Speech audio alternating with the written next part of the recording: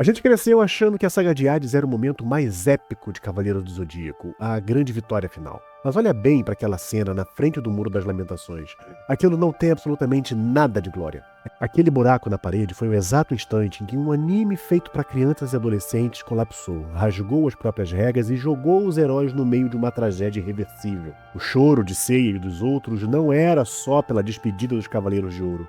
Era porque, a partir daquele milissegundo, a rede de segurança desapareceu e a infância deles acabou. Eles finalmente perceberam que, numa guerra de verdade contra deuses, não existe mais volta para casa. O preço que eles iam pagar para atravessar aquele buraco seria a própria alma. Vamos falar sobre tudo isso depois da vinheta, vamos lá.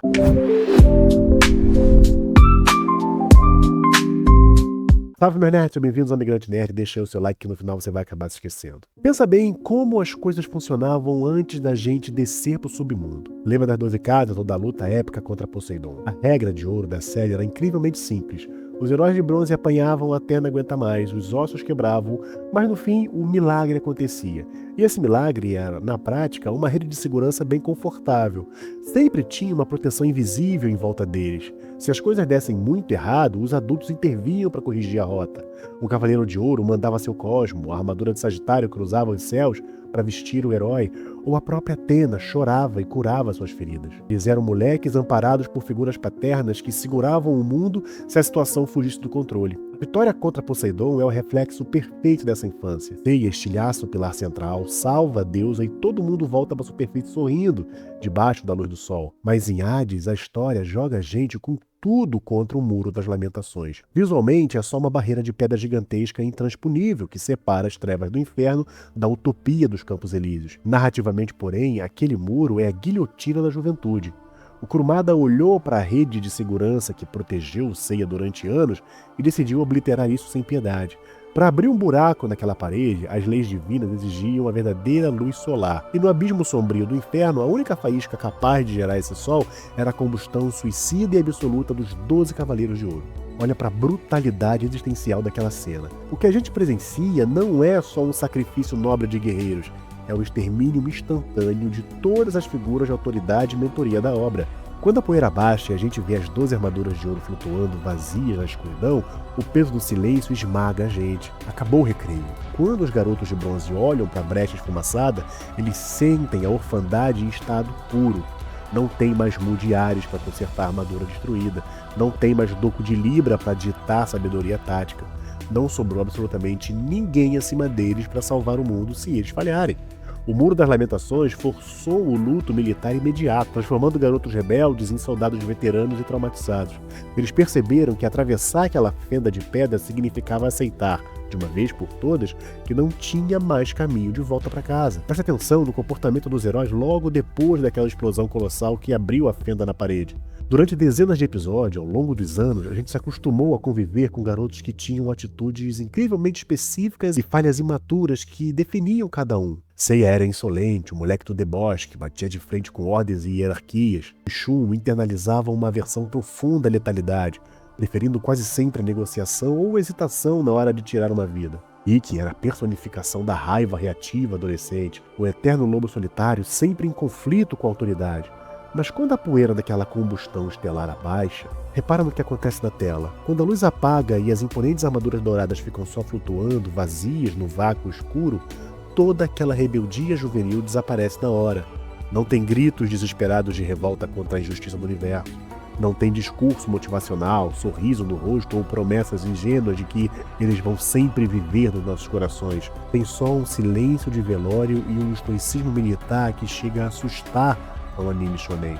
Eles olham para aquelas armaduras desocupadas e percebem que o luxo da individualidade e do direito divino de ser imaturo acabou de ser incinerado naquela fenda de pedra. Quando figuras paternas ou mentores que até então pareciam deuses da Terra abrem mão da própria existência biológica só para te abrir uma porta, você perde automaticamente o direito de ter medo. O luto deles não transborda em lágrimas dramáticas, vira uma aceitação gelada do embate. O próprio nome, Muro das Lamentações, carrega um peso estrutural que a maioria de nós deixou passar batida na infância. Na nossa história real, em Jerusalém, o Muro das Lamentações é a cicatriz arquitetônica. É a parede que sobrou depois que o Império Romano esmagou violentamente o templo judaico, deixada de pé de propósito por um general como um monumento de exílio, uma lembrança eterna e cruel de que aquele povo tinha sido derrotado e subjugado. Kurumada pegou essa arquitetura histórica de dor imensa e jogou lá para o fundo do inferno. O Muro de Hades não é só uma barricada tática ou um obstáculo físico. É a opressão divina materializada. Ele serve basicamente para lembrar as almas de que elas são uma praga, uma raça falha que está eternamente banida da utopia anestesiada dos Elísios. Quando os 5 cavaleiros de bronze encaram essa parede de desespero perpétuo, eles estão literalmente olhando para o decreto cósmico que diz que a vida e o esforço humano não valem absolutamente nada perante a eternidade. E se essa forma cirúrgica de desmontar a infância dos personagens e procurar as verdadeiras engrenagens ocultas nas histórias que a gente ama te fascina, se você também já não tem mais paciência para análises rasas sobre quem tem o golpe mais forte e prefere entender o peso psicológico de cada cicatriz, considere se inscrever aqui no canal. A gente faz isso aqui todo dia. Pegamos a cultura pop e esprememos a alma dela até a última gota. Clica no botão e se junta à nossa roda para não perder o próximo mergulho visceral. Para piorar esse cenário de orfandade e exílio, pensa na perversão que é a própria lógica de poder que trouxe eles até aqui. A série inteira ensinou pra gente que o 7º sentido era o milagre máximo da vida. O herói apanhava, tinha os ossos quebrados, sangrava, mas lembrava de Atena, queimava o cosmo até o limite e derrotava o inimigo. O 7º sentido era um mecanismo de sobrevivência brutal para evitar a morte. Mas para descer esse abismo sem perder o livre-arbítrio, eles tiveram que atingir uma 8ª etapa, o 8º sentido, o Araya-Shikti da doutrina budista. E a crueldade disso é que o 8º sentido exige exatamente o extremo oposto. Ele exige a aceitação formal e voluntária da sua própria finitude. Para entrar no domínio de Hades lúcido, o guerreiro tem que abraçar a morte física. Não tem milagre biológico que salva o corpo nesse lugar. O instinto inato de sobrevivência, aquele impulso de tentar continuar vivo a qualquer custo, é revogado. Isso prova que muito antes de estarem parados na frente daquele buraco esfumaçado na muralha, os heróis de bronze já desceram para o submundo como homens mortos caminhando. O paralelo humano dessa metamorfose é devastador. Eles deixaram de ser aventureiros audazes numa jornada colorida e assumem a postura de recrutas jogados na pior trincheira da guerra possível, onde a única recompensa para avançar é mais escuridão e mais sacrifício.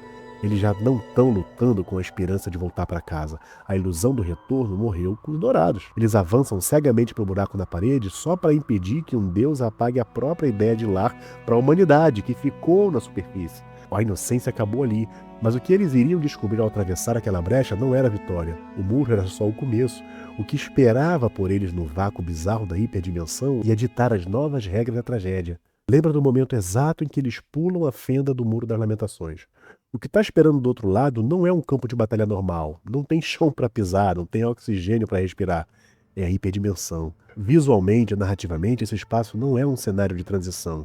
É um triturador cósmico. É uma anomalia no espaço-tempo criada com um único propósito letal: desintegrar subatomicamente e de forma instantânea qualquer ser biológico que não seja um deus. Eles não estão simplesmente viajando em direção ao vilão final. Eles estão forçando a existência deles dentro de um ambiente que ativamente rejeita e pune a condição humana.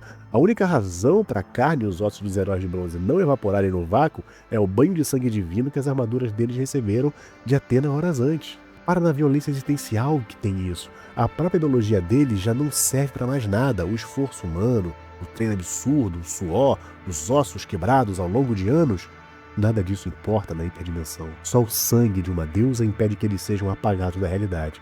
É a constatação física e brutal de que eles mergulharam num nível onde a vontade humana já não apita mais em absolutamente nada. E aí vem o choque seguinte: eles sobrevivem a esse vácuo bizarro e caem com tudo nos Campos Elíseos. A vida inteira, em dezenas de histórias e mitologias, a gente aprendeu que o Elísio é a recompensa máxima. O paraíso para onde os heróis vão descansar. E de fato, a tela de repente se enche de campos perfeitamente verdes, luz celestial, flores intocáveis e coros suaves de ninfas. Mas Kurumada é profundamente sádico do jeito que ele subverte essa beleza visual. O Elísio que ele mostra não é um refúgio para justos, é um clube VIP, anestesiado e alienante, exclusivo para divindades que sentem um nojo profundo da condição humana. É um lugar estéril, onde a dor humana, a lágrima e o luto são estritamente proibidos e punidos, simplesmente porque os deuses consideram nossas emoções uma praga barulhenta e vulgar. Quando Seiya cai naqueles campos imaculados, exausto, ainda carregando o luto fresco e pesado das 12 figuras paternas que se suicidaram para ele estar ali, ele não é recebido como um herói triunfante. Ele é tratado por Thanatos, o deus da morte, como uma barata que acabou de rastejar do esgoto para cima do tapete branco da sala de estar. O choque narrativo não é só sobre níveis de força bruta, é existencial. Os deuses gêmeos não odeiam os cavaleiros. Eles desprezam os moleques com a mesma apatia burocrática de um humano esmagando um inseto no chão. E é no meio dessa humilhação absoluta que a obra dá a facada mais cruel de todas, usando a nossa própria memória afetiva contra a gente. No pico do massacre, quando os garotos já estão sendo violentamente destroçados por Thanatos, acontece aquele milagre clássico que todo fã de Shonen conhece bem. No último suspiro de rebeldia, o deus Poseidon intercede lá da Terra e envia as imponentes armaduras de ouro de Sagitário, Aquário, Libra, Leão e Virgem através do espaço-tempo. Elas vestem os protagonistas. Por um breve e inocente segundo, nosso coração de fã bate mais forte. A gente sorri para a tela. A gente pensa na hora, ótimo, a velha fórmula voltou, eles vestiram a armadura de ouro. Agora o milagre acontece e o jogo vira. É a nossa rede de segurança emocional tentando voltar, prometendo que as figuras paternas ainda estão lá para nos proteger. Mas o que acontece no milissegundo seguinte? O deus da morte levanta a mão e, com um único ataque carregado de arrogância, estilhaça as armaduras de ouro ao mesmo tempo. Ele reduz a pó a proteção mais sagrada e inquebrável de toda a franquia. Aquele golpe não serviu só para mostrar o nível de poder do vilão. Aquela cena é a execução pública e definitiva da nossa nostalgia. Quando o ouro quebra e cai no chão, como se fosse vidro vagabundo, a narrativa pega a gente pelo colarinho e grita: o passado acabou. A esperança de que um símbolo superior de autoridade ia descer para salvar vocês foi literalmente pulverizada na frente dos seus olhos. O cordão umbilical foi cortado com uma faca enferrujada. Essa é a mecânica perfeita da tragédia grega de Aristóteles. Na verdadeira tragédia, o herói é esmagado pelas engrenagens do destino implacável, e ele tentou evitar. Os protagonistas percebem que estão encurralados, e não vamos esquecer do outro irmão, Hipnos. Enquanto Thanatos é a força esmagadora, o deus do sono representa a tortura psicológica. Ele tenta seduzir os garotos com a apatia. Ele oferece fechar os olhos, insinuando que desistir de tudo é muito mais fácil que o descanso eterno. É a única cura viável para a dor absurda de terem perdido seus amigos no Muro das Lamentações. Mas rejeitar o sono sedutor de Hipnos cobra um preço doentio. Escolher ficar acordado é escolher voluntariamente continuar sangrando, ser mutilado, só para manter viva a pequena ideia de que a humanidade tem direito de existir. Levados a esse extremo de desolação e sem qualquer proteção de metal, rola uma mutação final, o despertar das majestosas armaduras divinas, as Camus. Isso não é de jeito nenhum a típica transformação de festa de um anime onde o herói brilha e a música épica toca para comemorar a superação. É uma evolução forçada, nascida do trauma e de um instinto de sobrevivência levado à exaustão física e mental. Eles se equiparam aos mitos intocáveis porque a alternativa era a extinção imediata da Terra. E quando vestem as armaduras divinas, repara como a dinâmica do combate muda. Eles não derrotam a morte ou o sono com grandes discursos morais ou conversinhas sobre justiça e amor. Eles trucidam os deuses gêmeos. A violência que Seiya, Shiryu e Ikki aplicam é seca, fria, direta e impiedosa. Para sobreviver aos deuses que não sentem pena, eles tiveram que abrir mão da própria hesitação humana e virar carrasco. O caminho para bater de frente com o próprio Imperador Hades acabou de se abrir, manchado de sangue sagrado, mas os garotos rebeldes que começaram essa guerra já morreram ali mesmo no chão dos Elísios. Com o caminho escancarado à base de sangue e violência, os heróis finalmente chegam na raiz de todo trauma, o corpo original do Imperador Hades. E é aqui que a bússola moral do anime entra em colapso total. Em qualquer história padrão que a gente cresceu assistindo, o vilão final é a encarnação do mal puro, um sociopata que destrói mundos só por diversão. Mas escuta com muita atenção o monólogo amargo de Hades. Ele não odeia a gente de um jeito vulgar ou irracional. Ele olha para a humanidade com a apatia fria de um auditor cósmico, encerrando um projeto falido. Para Hades, o inferno que a gente viu, com aquelas torturas cruéis e castigos absurdos, não é a causa do sofrimento, é só o reflexo direto da nossa natureza deplorável. Quando ele aciona o grande eclipse para varrer toda a biologia humana da face da Terra, ele não dá risada. Ele age com a precisão fria de um cirurgião arrancando um tumor. Ele vê a humanidade como um vírus violento, egoísta e letal que polui a paz do universo desde que a gente ganhou inteligência. E o grande dilema moral, a verdadeira facada no estômago que a narrativa dá na gente, é que naquele momento exato, nossos heróis não conseguem provar que ele está errado. Pensa bem, para chegarem naquela sala do trono, os cavaleiros tiveram que abrir mão da empatia e chacinar outras divindades sem dó. Eles estão lutando desesperadamente pelo direito da humanidade continuar existindo. Mas para isso, tiveram que se transformar exatamente nos monstros implacáveis e sangrentos que Hades tanto despreza. A guerra deixou de ser bem contra o mal e passou a ser uma simples questão de sobrevivência nua e crua perante o extermínio decretado por um deus. E é no auge dessa batalha sufocante, onde as grandiosas armaduras divinas mal conseguem acompanhar a supremacia existencial do imperador, que a tragédia atinge seu clímax implacável. No impulso final e irracional para salvar Atena, Ceia se joga na linha de fogo. O Pégaso, o moleque insolente que personificava a esperança cega e a crença inabalável de que milagres resolvem tudo, intercepta com o próprio peito a espada letal de Hades. A lâmina profana atravessa o herói. Durante anos, a nossa memória afetiva foi treinada e condicionada para esse exato momento. A gente viu Ceia ser perfurado, esmagado e partido no meio dezenas de vezes. A gente fica colado na tela, esperando ouvir o começo da música épica, esperando o choro milagroso da deusa que cura feridas, esperando ele levantar triunfal até o último milésimo de segundo possível.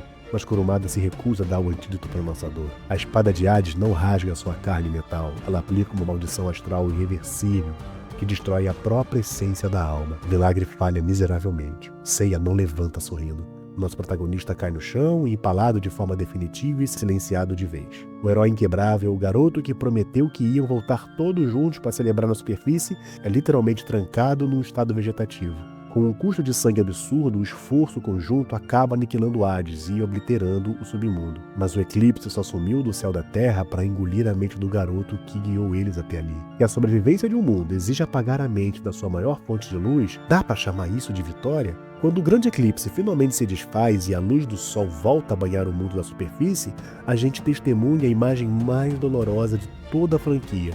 Os sobreviventes voltam para a Terra, mas não tem qualquer vestígio de festa. Não tem abraço, não tem risada de alívio, não tem a típica promessa infantil de que amanhã vai ser melhor. O que a gente descobre, na real, é o isolamento mais doloroso da franquia. Quando a guerra acaba, não tem os amigos reunidos para celebrar. O sacrifício fragmentou o grupo. Ceia, o garoto que passou a vida inteira guiando a esperança dos outros, é abandonado num estado vegetativo letal. Está preso numa cadeira de rodas sob os cuidados solitários de Atena, olhando para o horizonte sem absolutamente nada. Os companheiros que juraram estarem juntos para sempre foram separados pelo trauma. Essa é a verdadeira fatura do Muro das Lamentações. E ela foi cobrada com juros. A sobrevivência do planeta custou a erradicação mental da bússola moral do grupo. Os deuses podem ter perdido a guerra física, mas Hades venceu o triturador existencial. Ele provou que a resistência humana exige um sacrifício muitas vezes desumano. Ele obrigou os heróis a verem seus mentores se suicidando, forçou a perda da empatia, fez eles trucidarem divindades e, no último segundo, mutilou a única luz que guiava os garotos no escuro. A gente passou a infância inteira achando que essa saga era sobre o triunfo épico do cosmo contra as trevas. Mas a verdade nua e crua é que os Cavaleiros do Zodíaco ensinou pra gente a lição mais brutal da transição para a vida adulta. Às vezes salvar o mundo significa aceitar perder tudo aquilo que te faz ser quem você é. Eles rasgaram um buraco naquele muro de pedra para poder fugir do inferno. Mas a infância deles, ela nunca saiu de lá. Então, se espero que vocês tenham gostado. Deixe seu like, seu comentário, se inscreva no canal, quer ajudar o canal aqui, olha que é recorde da Amazon, qualquer compra lá, você não tem nenhum acréscimo do que você já queria gastar e eu recebo uma comissão que faz toda a diferença.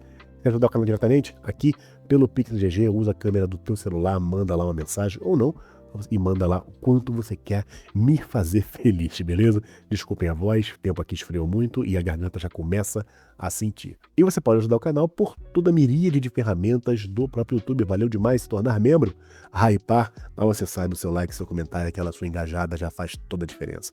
Espero você no próximo vídeo. Forte abraço. E muito obrigado aos membros do canal que permitem que este trabalho continue acontecendo.